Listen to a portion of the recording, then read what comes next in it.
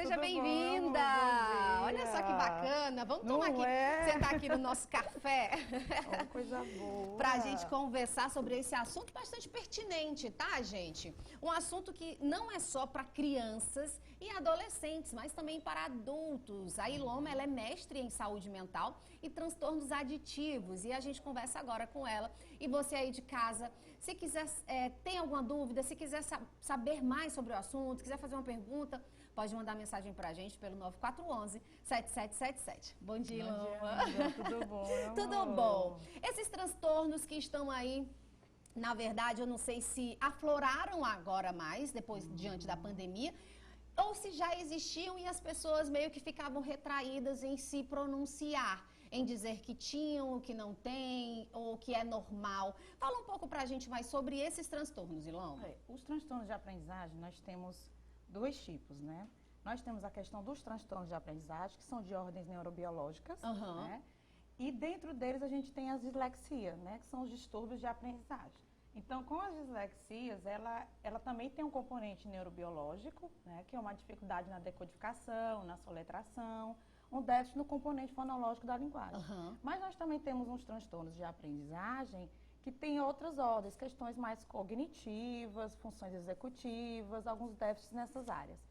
E também temos as dificuldades de aprendizagem. Então, o que a gente está percebendo muito atualmente, nesse contexto, é a questão das dificuldades que elas também estão aparecendo, porque elas são de ordens externas, né? Então, a própria literatura nessa área bem de aprendizagem coloca as dificuldades são o quê? É de ordem mais pedagógicas, metodológicas, mudanças ambientais, que é o que está acontecendo, né? Então, foi uma quebra, um fragmento muito grande, né? As pessoas estavam indo para a escola, estavam indo para a sala de aula. Do nada, a ruptura veio e tudo mudou. E principalmente nas crianças, né? Porque para elas se readaptarem a um novo contexto, é bem mais complexo, né? Então, por isso que a gente percebe muitas mães dizendo, meu filho está com dificuldade de aprendizagem. Então, normalmente, ele nem tem um transtorno, porque um transtorno isso não quer, isso que eu ia dizer, desculpa lhe cortar, isso não quer dizer que seja um transtorno. Não, de jeito nenhum, porque o transtorno ele é de ordem mais neurobiológica. Quer dizer que ele apresentou uma dificuldade de aprendizagem por conta de alguma variável do ambiente, ou pedagógica, ou metodológica, e aí está causando um déficit na aprendizagem, aquela falta de estímulo para aprender. E aí a gente vê as mães dizendo, não aprendeu nada, não está sabendo de nada. E tem muitas mães, assim, bem tristes com isso, até querendo tirar os filhos da escola, né? Que a gente sempre recomenda que não faça. Que não faça, de jeito nenhum. Porque o nosso cérebro é plástico, então a gente tem a capacidade de se adaptar. Então, assim, o que a gente vê é uma ânsia muito grande das mães para que as crianças se adaptem logo ao novo, né? Se nós, adultos, que já temos uma maturidade cognitiva, comportamental, a gente tem dificuldade de se adaptar, imagina, né? Uma criança.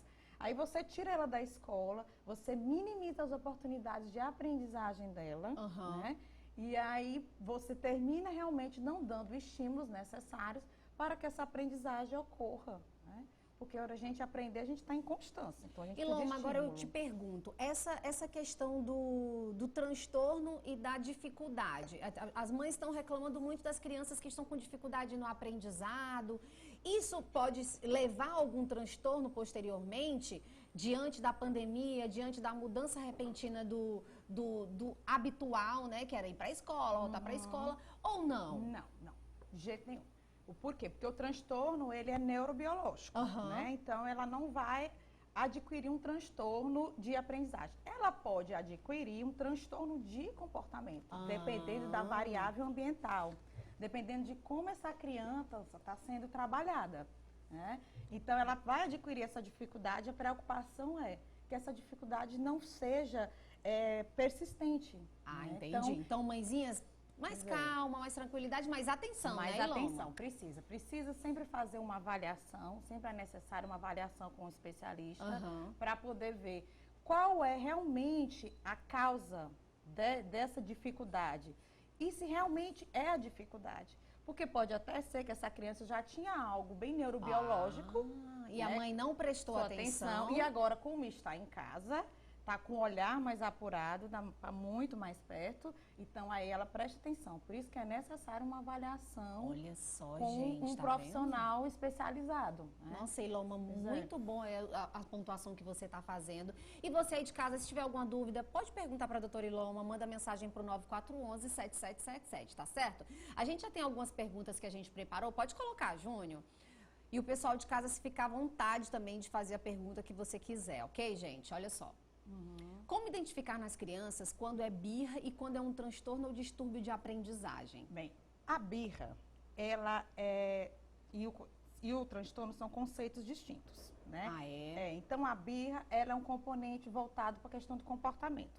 O transtorno é uma inabilidade na leitura, na escrita ou na matemática. Então, o que tem que prestar atenção? Qual é a variável, qual é o antecedente dessa birra, né?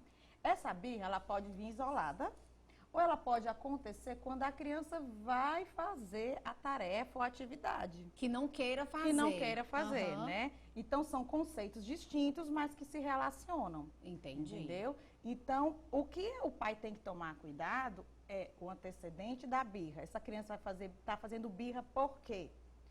Bem, talvez ela está com insucessos na aprendizagem e ela não quer mais fazer aquela tarefa, porque ela está já frustrada, ela não está conseguindo. Então, a forma que ela tem de denotar esse sentimento dela, ou essa inabilidade... É com a birra. É com a birra. Né? E isso a criança precisa de uma ajuda, Iloma? Precisa. Aí ela precisa, né? Por quê? Porque aí precisa avaliar e tem que intervir na questão comportamental, né? E na questão psicopedagógica voltada para a aprendizagem. Né? Olha só, então, gente. se relacionam realmente, mas são conceitos distintos. São conceitos mas distintos. Eles podem vir isolados ou combinados. O que a gente tem que sempre estar atento é olhar para o filho, olhar para quem, né? E isso é muito importante. E agora, né? Porque antes as crianças eram todo o tempo na escola, né? Não era 4 ou 5 horas na escola, à tarde no reforço.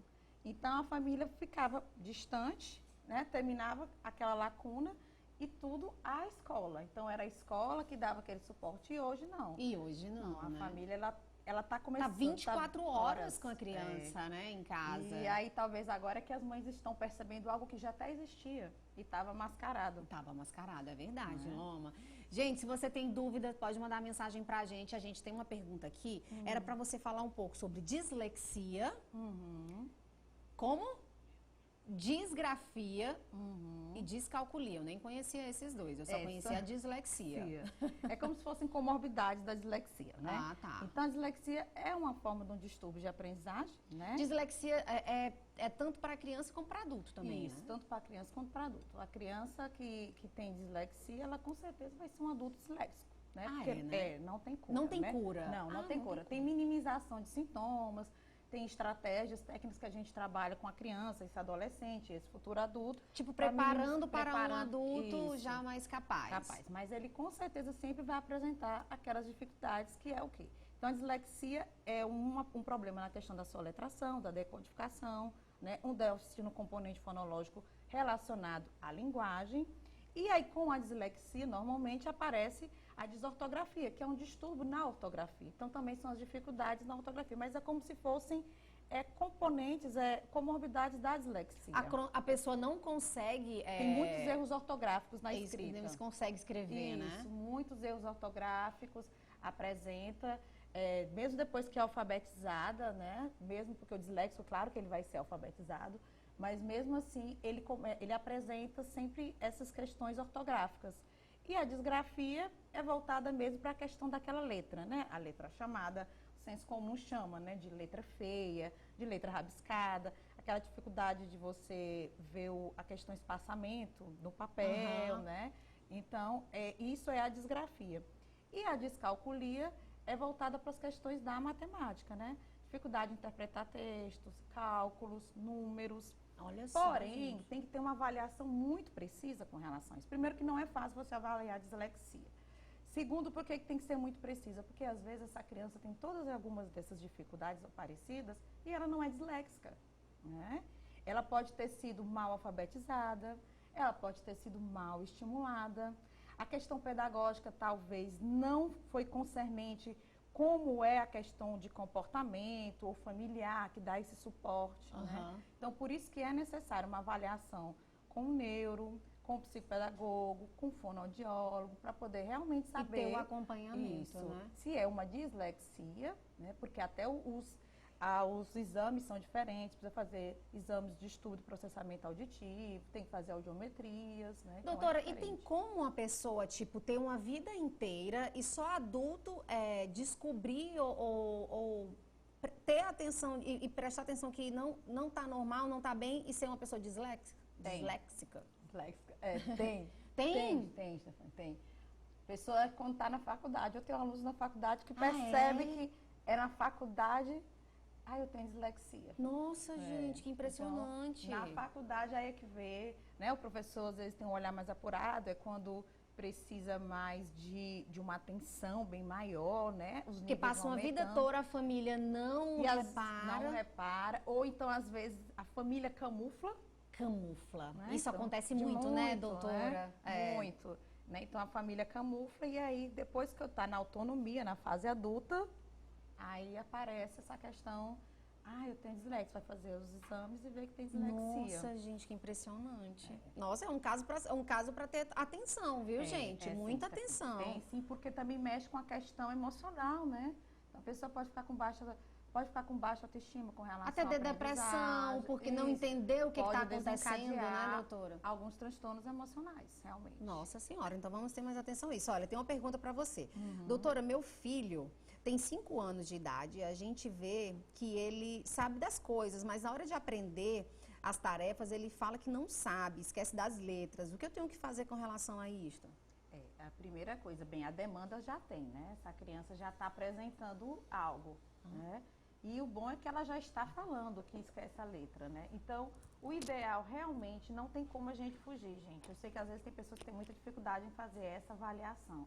Mas é necessário uma avaliação com o neuropediatra, né, com a psicopedagoga, com o fonoaudiólogo, com o psicólogo, para ele poder avaliar se realmente essa questão é voltada para um transtorno de aprendizagem ou é voltada para uma questão comportamental, alguma variável emocional do ambiente, mas sempre tomar cuidado. Por quê? Porque ela está dizendo que ela está esquecendo. Também tem que saber se não tem algo voltado para as questões cognitivas, voltada para a memória de trabalho, para a atenção, para a concentração. Então, sempre é bom ela conversar com os professores na escola. Né? Saber como ele é na escola. Como é na escola. Porque o comportamento, às vezes, da criança termina mudando. Às vezes, na escola, ela tem um comportamento com relação à aprendizagem, em casa outro. Então, o que é que esse professor tem para dizer com relação a isso? Então, falar com a escola, com o professor e uma avaliação de uma equipe para poder ajudar. Porque pode ser que a criança esteja desestimulada, pode, mas a gente não sabe. Não sabe, mas pode ser que realmente ela esteja apresentando uma questão voltada, estou esquecida, não estou lembrando.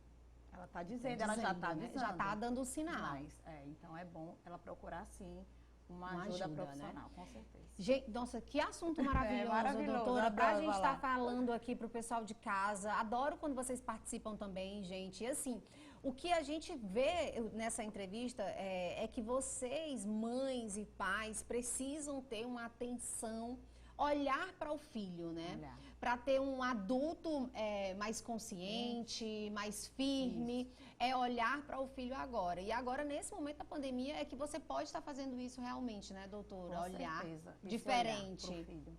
E eu sempre falo que quando na infância já está dando alguns sinais, intervir logo, claro, por quê? Porque vai chegar a adolescência. Então, e na adolescência nós temos outras demandas. Nossa. Né? Então, é cuidar logo, porque na adolescência vai aparecer as próprias demandas da adolescência, né? E se não cuidar dessas questões da aprendizagem, vai ser um somatório.